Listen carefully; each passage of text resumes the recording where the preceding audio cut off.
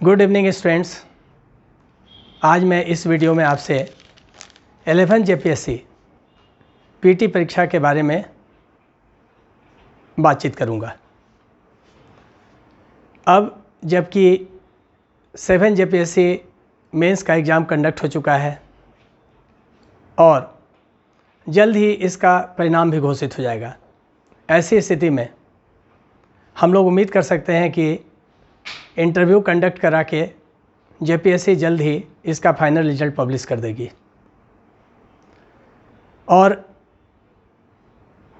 जब ऐसा होगा तो स्वाभाविक है कि अगले जेपीएससी पीटी परीक्षा की तैयारी भी जेपीएससी और सरकार के द्वारा प्रारंभ कर दी जाएगी और किसी भी समय इसका विज्ञापन आ जाएगा।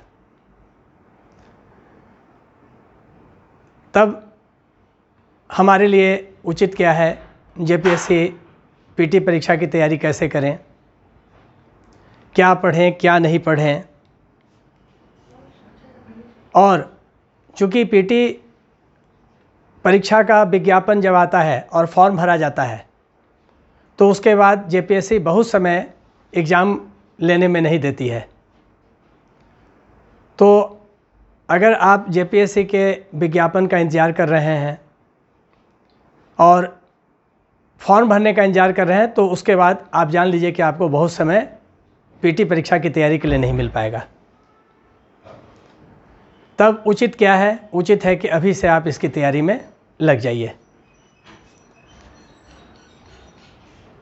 अब जेपीएससी पीटी परीक्षा की तैयारी कैसे करें, क्या पढ़ें, कैसे पढ़ें, क्या इसके लिए स्ट्रेटजी हो, क्या रणनीति हो, इन सभी पहलुओं पर आज मैं इस वीडियो में आपको जानकारी प्रदान करूंगा।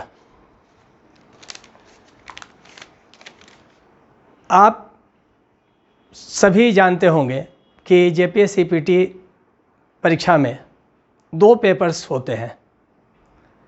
प्रथम पत्र सामान्य अध्ययन से संबंधित होता है और दूसरा पत्र झारखंड के सामान्य अध्ययन से संबंधित होता है। दोनों पत्रों में 200 के मार्क्स 200 मार्क्स के प्रश्न पूछे जाते हैं। एक पत्र में आपसे 100 प्रश्न पूछा जाएगा, प्रत्येक प्रश्न का मान 2 अंक होगा। इस प्रकार एक पत्र में कुल प्राप्त अंक 200 होंगे। इसी प्रकार दूसरे पेपर में भी 100 प्रश्न पूछे जाएंगे, प्रत्येक प्रश्न का मान 2 अंक होगा और वह पेपर भी 200 अंकों का होगा। इस प्रकार आपका सिलेक्शन पीटी एग्जामिनेशन में टोटल 400 मार्क्स के आधार पर किया जाएगा।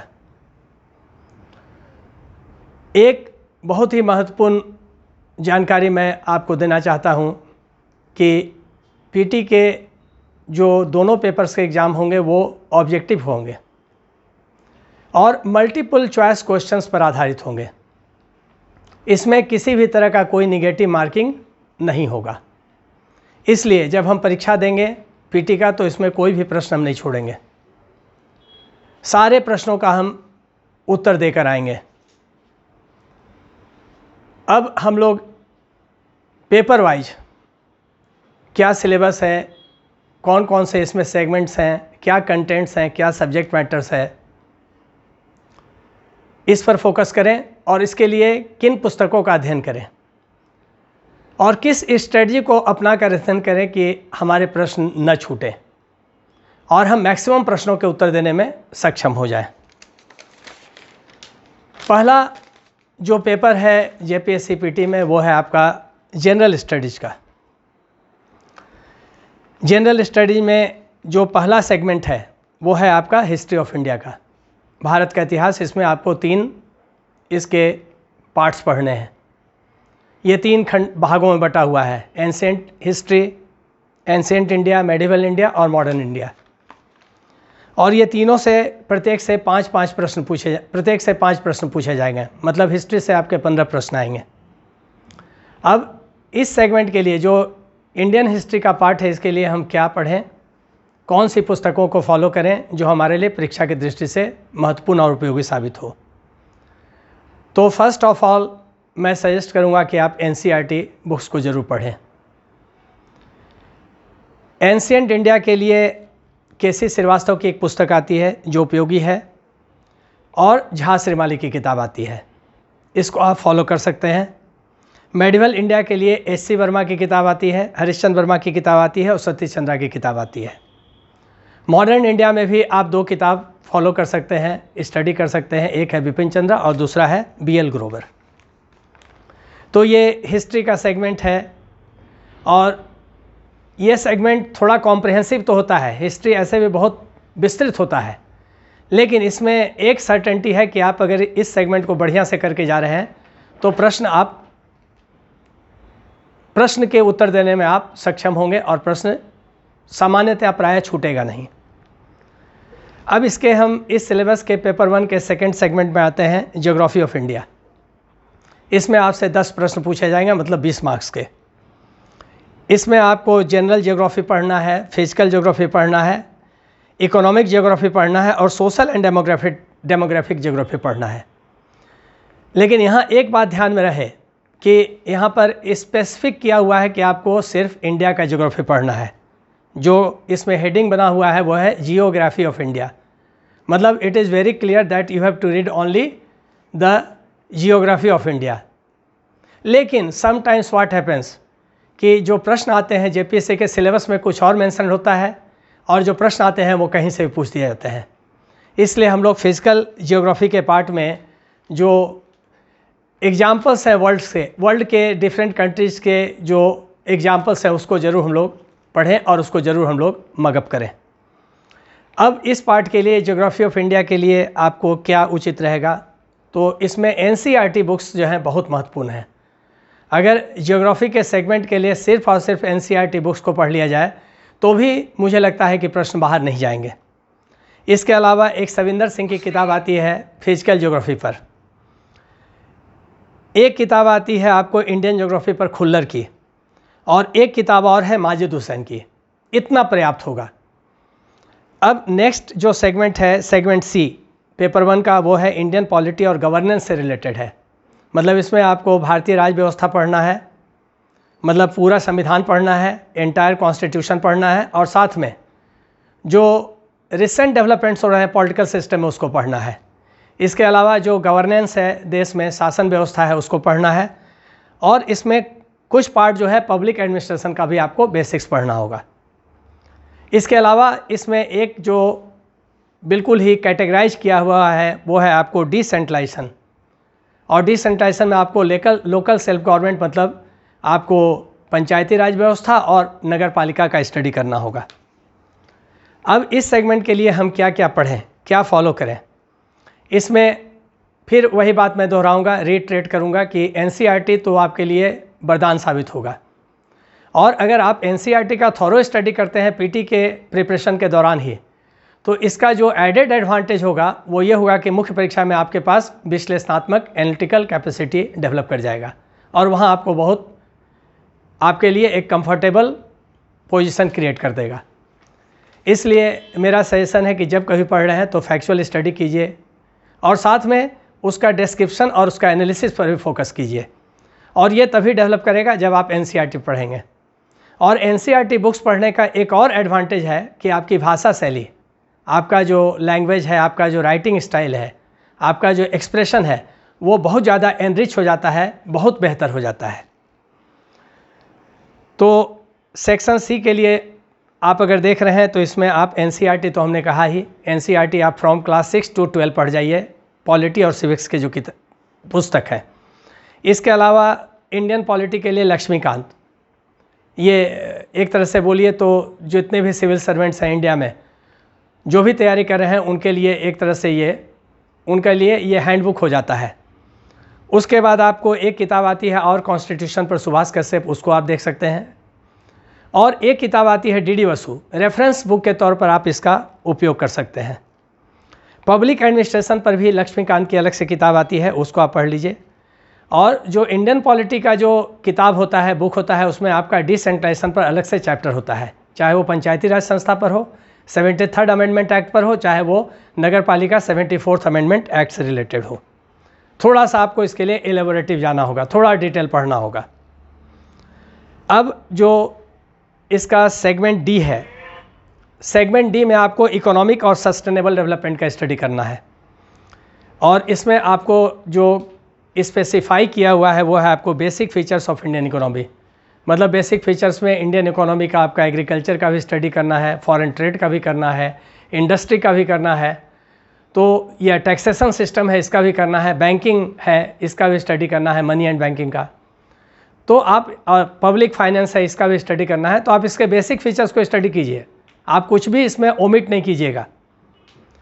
उसके बाद sustainable development and economic issues है, जो भी रेलिवेंट इशूज़ हैं और जो सस्टेनेबल डेवलपमेंट का आज पूरे वर्ल्ड में कंसेप्ट चल रहा है, इस पर आपको स्टडी करना है। और एक है इकोनॉमिक रिफॉर्म्स एंड ग्लोबलाइजेशन, जो नेशनल इकोनॉमिक पॉलिसी 1991 में इंडिया में इंट्रोड्यूस हुआ, उसमें जो भी उसमें रिफॉर्म्स के मेजर्स हैं, चाहे वो लिबरलाइजेशन हो, चाहे वो प्राइवेटाइजेशन हो, चाहे वो ग्लोबलाइजेशन हो, और जो रिसेंट डेवलपमेंट्स हो रहे हैं, चाहे वो फाइनेंशियल सेक्टर का रिफॉर्म्स हो, चाहे वो इंडस्ट्रियल सेक्टर रिफॉर्म्स हो, चाहे वो आपका एग्रीकल्चर सेक्टर में रिफॉर्म्स हो या बैंकिंग सेक्टर रिफॉर्म्स हो, तो ये सारी बिंदुओं पर आप फोकस करेंगे, कुछ भी इसमें न छोड़ेंगे। और इस सेक्शन डी के लिए मैं आपको जो सजेस्ट करूंगा वो है एनसीईआरटी की 3 किताबें, क्लास 9, 10 और 11। 12 में आपको 12 की किताब आपके लिए इकोनॉमिक्स की आपके लिए उपयोगी नहीं है, क्योंकि आपको मैक्रो इकोनॉमी पढ़ना है, माइक्रो इकोनॉमिक्स नहीं पढ़ना है, इंडिया के कंटेक्स्ट में सारी चीज़ों को पढ़ना है। तो इसके लिए एनसीईआरटी क्लास 9, 10 और 11। इसके अलावा एक इंडियन इकोनॉमी पर बहुत अच्छी किताब आती है, हालांकि वो बहुत ज़्यादा कॉम्प्रिहेंसिव है, बहुत बल्कि है, बहुत वॉल्यूमिनस है, लेकिन तब भी वो आपको पीटी मेंस इंटरव्यू तक आपके लिए फ़ायदेमंद होगा, मिश्रा एंड पुरी। और इसके अलावा इंडियन इकोनॉमी की एक किताब आती है स्पेक्ट्रम की, पतली सी किताब है लेकिन बहुत ही यूजफुल है। इसके बाद जो सेगमेंट आपका ई है वो साइंस एंड टेक्नोलॉजी से जुड़ा हुआ है। इसमें आपको जनरल साइंस भी पढ़ना है, और साइंस के फील्ड में जो टेक्नोलॉजिकल डेवलपमेंट्स हो रहे हैं, जो टेक्नोलॉजिकल इनोवेशंस हो रहे हैं, चाहे वो स्पेस प्रोग्राम हो, चाहे वो न्यूक्लियर प्रोग्राम हो, चाहे वो बायोटेक्नोलॉजी के क्षेत्र में हो, इन सारी चीज़ों पर, चाहे वो इंफॉर्मेशन और कम्युनिकेशन टेक्नोलॉजी हो, आईसीटी हो, इन चीज़ों पर ध्यान दीजिएगा। और इसके लिए बहुत कुछ करने की ज़रूरत नहीं है। मैग्रो हिल एजुकेशन की एक जनरल साइंस की किताब आती है, उसको आप ले लें। और दूसरा है लूसेंट की जो किताब आती है जीके की, वो नाम है उसका जनरल नॉलेज, उसका जो लेटेस्ट जो उसका एडिशन है, उसका जो रिसेंट एडिशन है, उसको आप लेंगे। और इसमें लूसेंट को ज़रूर पढ़िए। लूसेंट में जो जनरल साइंस का पोर्शन है बहुत ही अच्छा है, हालांकि अलग से भी एक जनरल साइंस की किताब आती है लूसेंट की, अगर उसको पढ़ लिया जाए तब तो वो बहुत कॉम्प्रिहेंसिव है, कोई परेशानी किसी परीक्षा में नहीं होगी। अगर हम लोग नेक्स्ट सेगमेंट देख रहे हैं, सेगमेंट एफ पेपर 1 का, तो ये आपका जुड़ा हुआ है झारखंड स्पेसिफिक क्वेश्चन से। झारखंड का हिस्ट्री है, सोसाइटी है, कल्चर है, हेरिटेज है। इसके लिए चूँकि पेपर 2 पूरा का पूरा पेपर 2 एक्सक्लूसिवली झारखंड से रिलेटेड है, इसलिए जब हम लोग पेपर 2 पढ़ेंगे डिटेल्स में, तो इस पोर्शन के लिए अलग से पढ़ने की ज़रूरत नहीं होगी। तो हम इसके बारे में, इस सेगमेंट के बारे में पेपर 2 में जो बुक्स बताएंगे वही एप्लीकेबल होगा पेपर 1 के इस सेगमेंट के बारे में। तो फिर हम लोग आगे बढ़ते हैं। इसका सेगमेंट एफ के बाद जी है, वो है national and international current events, मतलब करंट अफेयर्स जो नेशनल इंपॉर्टेंस के हैं और जो इंटरनेशनल इंपॉर्टेंस के हैं। इससे आपको 15 क्वेश्चंस पूछे जाएंगे। आप सिलेबस ले सकते हैं, बाज़ार में इजीली अवेलेबल है, नेट पर अवेलेबल है, और सिलेबस में आप वेटेज देखिए कि किस पोर्शन का वेटेज कितना है। लेकिन एक बात आपको मैं अवेयर करना चाहूँगा कि जो जेपीएससी की पिछली परीक्षा हुई थी उसमें इस वेटेज को फॉलो नहीं किया गया था, इसलिए आप जीएस का स्टडी थॉरो करें, मतलब कुछ भी इसमें ना छोड़ें, कोई भी टॉपिक ना छोड़े, क्योंकि हर प्रश्न का मान बराबर है। हर क्वेश्चन जो है वो 2 मार्क्स को कैरी कर रहा है, और चूँकि कंपटीशन बहुत स्टिफ है, बहुत टफ है, तो ऐसी स्थिति में आपके लिए एक क्वेश्चन का भी अगर एक क्वेश्चन में भी मिस कर रहे हैं तो हो सकता है कि आप सिलेक्शन से बाहर हो जाएं। इसलिए बहुत अवेयर होकर, बहुत कॉन्शियस होकर तैयारी करें, और सिलेबस के हर पार्ट पर फोकस करें। किसी पार्ट को आप ओमिट ना करें, किसी पार्ट को एलिमिनेट करके ना चलें। इसके बाद है मिसलेनियस नेचर से रिलेटेड कुछ क्वेश्चंस हैं, ठीक है, जिन पर लिखा हुआ है कि नॉट रिक्वायरिंग सब्जेक्ट स्पेशलाइजेशन, उसमें सब्जेक्ट स्पेशलाइजेशन की ज़रूरत नहीं है। लेकिन one thing I want to make you clear कि इसमें जितने भी टॉपिक्स हैं, वो जो पिछला जितना भी सेगमेंट्स आपने हम देखा, उसमें कहीं ना कहीं वो टॉपिक्स रिलेटेड है, वहाँ भी पढ़ना है। इसलिए मुझे नहीं लगता है कि अलग से इसके लिए कोई तैयारी करने की ज़रूरत है। जैसे as for example human rights है, तो ह्यूमन राइट्स आप कहाँ पढ़ते हैं? गवर्नेंस में आप पूरा का पूरा ह्यूमन राइट्स पढ़ जाते हैं। ठीक है, उसके बाद है environmental protection, biodiversity and climate change, ये पूरा का पूरा आप या तो जनरल साइंस में पढ़ जाते हैं या फिर ज्योग्राफी में पढ़ जाते हैं। अर्बनाइजेशन, ये आप इकोनॉमिक्स में पढ़ जाते हैं, पूरा का पूरा अर्बनाइजेशन का प्रोसेस। स्पोर्ट्स है, ये आप अलग से देख सकते हैं, इसके लिए लूसेंट ही फॉलो कीजिए, अलग से कुछ करने की जरूरत है। डिजास्टर मैनेजमेंट का टॉपिक ये फिर आप पढ़ जाते हैं गवर्नेंस में, गवर्नेंस में आपको डिटेल्स में पढ़ना है डिजास्टर मैनेजमेंट। नेक्स्ट है टॉपिक, इसमें लिखा हुआ है पॉवर्टी एंड अनएम्प्लॉयमेंट, ये पूरा का पूरा आप इकोनॉमिक्स में डिटेल्स में पढ़ते हैं। तो आप जब वहाँ पर डिटेल्स पढ़ रहे हैं, आप जब बहुत ज़्यादा एलेबोरेटिव पढ़ रहे हैं, तो अलग से इसको जनरल स्टडी करने की इसकी कोई ज़रूरत नहीं है। अवार्ड्स है, तो अवार्ड्स के लिए आप कोई भी बुक फॉलो कीजिए, लूसेंट इज़ वेरी गुड, उसमें दिया रहता है कौन सा अवार्ड किससे रिलेटेड है, किस फील्ड से रिलेटेड है, या प्रेजेंटली इस वर्ष के लिए बुकर प्राइज़ किसको मिला, ऑस्कर किसको मिला। तो ये सारी चीज़ें हैं जो आप कहीं ना कहीं करंट अफेयर्स में भी पढ़ जाते हैं। नेशनल और इंटरनेशनल जब आप इवेंट्स पढ़ते हैं तो वहाँ पर आप इसको ही पढ़ जाते हैं। और उसके बाद है United Nations and other international agencies, इसमें दो बातें ध्यान देना है। इसमें इंटरनेशनल, जब भी हम लोग यूनाइटेड नेशंस का स्टडी करें और अदर इंटरनेशनल एजेंसीज, तो ध्यान में रखें कि इसमें जो ट्रेडिशनल है और जो करंट में जो भी इंटरनेशनल एजेंसीज का फॉर्मेशन हो रहा है, दोनों को पैरेलल लेकर चलें। और once again I will suggest you for this part और फॉर दिस टॉपिक लूसेंट, क्योंकि लूसेंट में आपको ये सारी चीज़ें मिल जाती हैं और अपडेटेड मिल जाती हैं। और मेरा मानना है कि बहुत किताबों के पीछे नहीं भागें, जो भी किताब पढ़ें अच्छी किताब पढ़ें, ऑथेंटिक पढ़ें, टेक्स्ट बुक पढ़ें, और उसमें जो कंटेंट है उसको ठीक से पढ़ें। अनेक पुस्तकों के पीछे जाने से कोई फ़ायदा नहीं है। तो ये पेपर 1 में जो डिफरेंट सेगमेंट्स हैं उसके लिए क्या स्ट्रेटजी हो, कौन सा स्टडी मटेरियल फॉलो किया जाए, कैसे पढ़ा जाए, इस पर हमने बातचीत की है।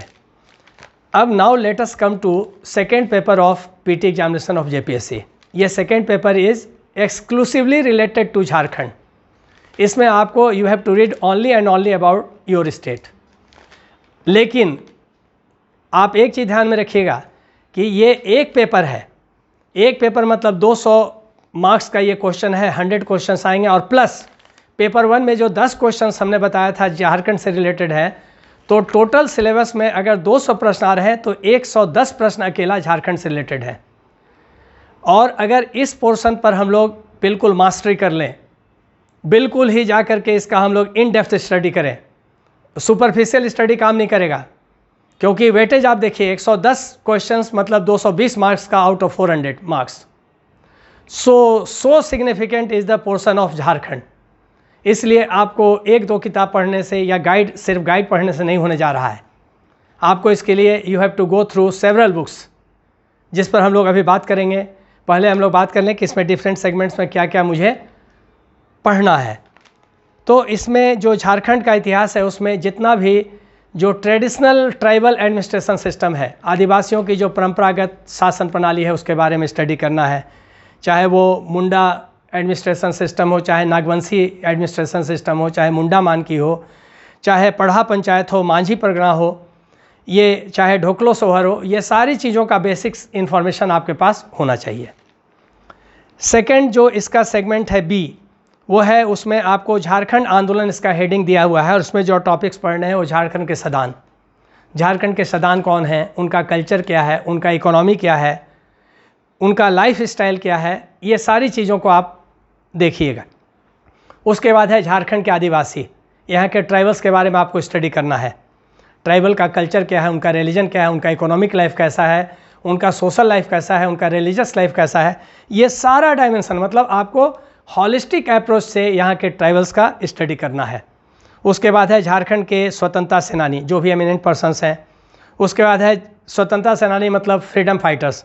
उसके बाद है झारखंड के विभूति मतलब एमिनेंट पर्सन्स ऑफ झारखंड। उसके बाद बोल रहा है झारखंड मूवमेंट और फॉर्मेशन ऑफ सेपरेट स्टेट, इस राज्य का जो गठन हुआ झारखंड आंदोलन के द्वारा। इसको आप कीजिए। उसके बाद अगला जो सेगमेंट है वो है झारखंड की विशिष्ट पहचान, इसका स्पेसिफिक आइडेंटिटी क्या है झारखंड का। तो यहाँ का सोशल स्टेटस, यहाँ का कल्चरल स्टेटस, यहाँ का पॉलिटिकल स्टेटस, यहाँ का इकोनॉमिक स्टेटस और यहाँ का रिलीजियस स्पेशलिटीज़ और आइडेंटिटी। उसके बाद है आपका झारखंड का लोक साहित्य है, नृत्य है, संगीत है, वाद्य है, दर्शनीय स्थल जो भी आपके टूरिस्ट प्लेसेज हैं, और यहाँ भी आदिवासी संस्कृति की बात कर रहा है। तो सिलेबस में 2 जगह आदिवासी संस्कृति की बात हो रही है। इसमें आपको लोक साहित्य पढ़ना है, पारंपरिक कला पढ़ना है, लोक नृत्य पढ़ना है, फोक डांस, लोक संगीत पढ़ना है, वाद्य इंस्ट्रूमेंट्स जो म्यूजिकल इंस्ट्रूमेंट्स हैं यहाँ के उनको पढ़ना है, और जो दर्शनीय स्थल हैं, दर्शनीय स्थल में जो भी नेचुरल हैं, आर्कियोलॉजिकल हैं, हिस्टोरिकल हैं, रिलीजियस हैं और जो मॉडर्न साइट्स हैं। उसके बाद आदिवासी का आपको रेस पढ़ना है, उसका लैंग्वेज पढ़ना है और उसके फीचर्स पढ़ने हैं। नेक्स्ट जो सेगमेंट है सेगमेंट ई, उसमें झारखंडी साहित्य, यहाँ का जो लिटरेचर है और जो साहित्यकार हैं उनके बारे में स्टडी करना है, special with special reference to Jharkhand. उसके बाद है झारखंड के जो इम्पॉर्टेंट एजुकेशनल इंस्टीट्यूशंस हैं, जो भी इम्पॉर्टेंट कॉलेजेज हैं, जो भी आपके यूनिवर्सिटीज़ हैं, इन सब के बारे में आपको डिटेल से स्टडी करना होगा। उसके बाद है झारखंड में खेलकूद मतलब स्पोर्ट्स, इसमें आपको स्पोर्ट्स जो भी हैं यहाँ पर स्पोर्ट्स से रिलेटेड जो भी सेलिब्रिटीज़ हैं, जो उससे जुड़े हुए लोग हैं, और साथ में जो झारखंड सरकार की स्पोर्ट्स पॉलिसी है, इन सब को आपको देखना होगा। उसके बाद है इसी में आपका सेगमेंट एच है, उसमें झारखंड का जो लैंड लॉज है, जो ज़मीन से जुड़ा हुआ भूमि कानून, और इसमें स्पेशली आपको स्टडी करना है CNT एक्ट और SPT एक्ट, और जो अन्य जो स्टेट रिलेटेड जो एक्ट्स हैं उसके बारे में स्टडी करना है, चाहे वो विल्किंसन रूल हो, चाहे वो पेशा कानून हो, या बाकी जो चीज़ें हैं। उसके बाद अगला सेगमेंट है 1947 1947 से राज्य में इकोनॉमिक डेवलपमेंट का हिस्ट्री क्या है। इसमें आपको यहाँ का जियोग्राफी देखना है, फॉरेस्ट देखना है, रिवर्स देखना है, माउंटेन्स देखना है, और खान खनिज मतलब माइंस देखना है और मिनरल्स देखना है। उसके बाद नेक्स्ट सेगमेंट जो है इसमें वो है झारखंड की औद्योगिक नीति, इंडस्ट्रियल पॉलिसी क्या है, और साथ में रिहेबिलिटेशन और रीसेटलमेंट पॉलिसी भी क्या है, पुनर्स्थापन, विस्थापन और पुनर्वास नीति, और जो और भी अगर कोई इम्पॉर्टेंट पॉलिसीज़ हैं तो उसके बारे में स्टडी कर लीजिए। उसके बाद नेक्स्ट सेगमेंट है झारखंड के प्रमुख उद्योग का नाम, जो इंडस्ट्रीज हैं उनका नाम क्या है, कब वो इस्टेब्लिश हुए, कहाँ पर इस्टेब्लिश्ड हैं, किस चीज़ का प्रोडक्शन करते हैं, और इंडस्ट्री का डेवलपमेंट झारखंड में किस प्रकार हुआ है। यहाँ एक चीज़ आपको हम बताना चाहेंगे कि पेपर 2 में कुछ टॉपिक्स ऐसे हैं जो ओवरलैप कर रहे हैं, अलग अलग सेगमेंट में वही टॉपिक है, तो आप किसी एक सेगमेंट पे अगर उनके बारे में डिटेल्स पढ़ ले रहे हैं तो दूसरे सेगमेंट में अलग से पढ़ने की ज़रूरत नहीं होगी। उसके बाद है झारखंड में जो भी स्कीम्स हैं, जो भी प्लान्स हैं, जो सब स्कीम्स हैं झारखंड सरकार के या भारत सरकार के जो झारखंड में इम्प्लीमेंट हो रहे हैं, उनके बारे में जानिए। उसके बाद फॉरेस्ट मैनेजमेंट अगला सेगमेंट है, और वाइल्ड लाइफ जो प्रोटेक्शन है उस पर जो डेवलपमेंट है झारखंड में उसका स्टडी करना होगा। उसके बाद इन्वायरमेंट के बारे में, झारखंड के इन्वायरमेंट के बारे में स्टडी करना है, जो क्लाइमेटिक चेंज आ रहा है, और जो क्लाइमेटिक चेंज आ रहा है उसका कैसे मिटिगेशन हो और कैसे उसके साथ एडेप्टेशन हो, कैसे हम उसके साथ ढल जाएं। तो ये सारी चीज़ें हैं। उसके बाद है झारखंड में आपदा प्रबंधन, डिजास्टर मैनेजमेंट, क्योंकि यहाँ पर बहुत सारे नेचुरल डिजास्टर्स भी हैं और मैन मेड डिजास्टर्स भी हैं, तो इनके बारे में सरकार का पॉलिसी इनिशिएटिव्स क्या है, मेजर्स क्या है, कैसे इसको इसका रेमेडियल मेजर्स क्या है, कैसे इससे बचा जाए, इन सब चीज़ों के बारे में आपको स्टडी करना है। और जो अंतिम इसका सेगमेंट है P, उसमें आपको झारखंड से रिलेटेड जो मिसलेनियस फैक्ट्स हैं और जो करंट इवेंट्स हैं झारखंड से रिलेटेड, इनका आपको स्टडी करना है। इस पेपर 2 के लिए आप क्या क्या स्टडी करें, इस पर हम आपको एक जानकारी दे रहे हैं। एक किताब आती है झारखंड इतिहास एवं संस्कृति, ये बालमुकुंद विरोतम की किताब है। हम यहाँ पर आपको जो भी सजेस्ट करेंगे वो टेक्स्ट बुक सजेस्ट करेंगे, जो रिलायबल हो और जो ऑथेंटिक हो, क्योंकि बाज़ार में जो गाइड आते हैं वो गाइड बहुत मिसगाइड करते हैं, तो बहुत सचेत होकर उसका चयन करना है, क्योंकि बाज़ार में तो आप जाएंगे तो ढेर सारे गाइड्स आज जितने स्टूडेंट्स अपीयर नहीं होते हैं उससे ज़्यादा टीचर्स हो गए हैं झारखंड पर किताब लिखने वाले बाज़ार में, तो आप इनसे बचेंगे। इसीलिए हम आपको टेक्स्ट बुक सजेस्ट कर रहे हैं। बालमुकुंद विरोतम की ये किताब है झारखंड इतिहास एवं संस्कृति। उसके बाद एक किताब आती है झारखंड एनसाइक्लोपीडिया, ये 4 या 5 वॉल्यूम में है, इसको लेकर पढ़िए, काफ़ी जानकारी आपका विस्तृत होगा। एक किताब आती है आदिवासी पर, शेड्यूल ट्राइब पर और ट्राइबल मूवमेंट्स पर, ट्राइबल सिचुएशन पर, वो है कुमार सुरेश सिंह की, के.एस. सिंह की। मुझे लगता है ये किताब हिंदी में अवेलेबल नहीं होगी। उसके बाद एक किताब आती है ट्राइबल कल्चर ऑफ इंडिया, और ये tribal culture of India doctor LP. विद्यार्थी की लिखी हुई किताब है, जिसमें जो झारखंड के ट्राइब्स हैं उससे रिलेटेड बहुत सारे एग्जाम्पल्स इलस्ट्रेटेड हैं, जो आपके लिए बहुत उपयोगी साबित होंगे। उसके बाद आदिवासियों की परंपरागत न्याय व्यवस्था, ये डॉक्टर योगेश कुमार की लिखी हुई किताब है, रिसर्च बुक है। उसके बाद एक किताब आती है झारखंड विरासत, ये फादर मिंज की किताब है, झारखंड विरासत। उसके बाद एक किताब है झारखंड लैंड मैनुअल, ये झारखंड लैंड मैनुअल जो है ये लिखी हुई है रश्मि कात्यायन की किताब है। इसमें आपको लैंड से रिलेटेड जो भी इशूज़ हैं, जो लॉज हैं झारखंड में, इसको समझने में आपको काफ़ी मदद पहुंचेगा। उसके बाद जो CNT और SPT पर आप स्टडी करें, उसके लिए आप मल्होत्रा बुक एजेंसी की किताब आती है ओरिजिनल CNT और SPT पर, उसको ले लें। इसके अलावा जो रिसेंट डेवलपमेंट्स हो रहे हैं झारखंड में किसी भी फील्ड में, इसके लिए आप एक किताब पढ़ सकते हैं, झारखंड इकोनॉमिक सर्वे, नई वाली झारखंड इकोनॉमिक सर्वे आप फॉलो करें। यह झारखंड सरकार की किताब है, इकोनॉमिक सर्वे है। इसके अलावा एक किताब और झारखंड सरकार ने प्रकाशित किया है, वो है झारखंड का स्टैटिस्टिकल प्रोफाइल। उसमें आपको जो डाटा है, वो जो डाटा आप ढूंढेंगे झारखंड सरकार से रिलेटेड, वो सारे आपके पास उपलब्ध हो जाएंगे।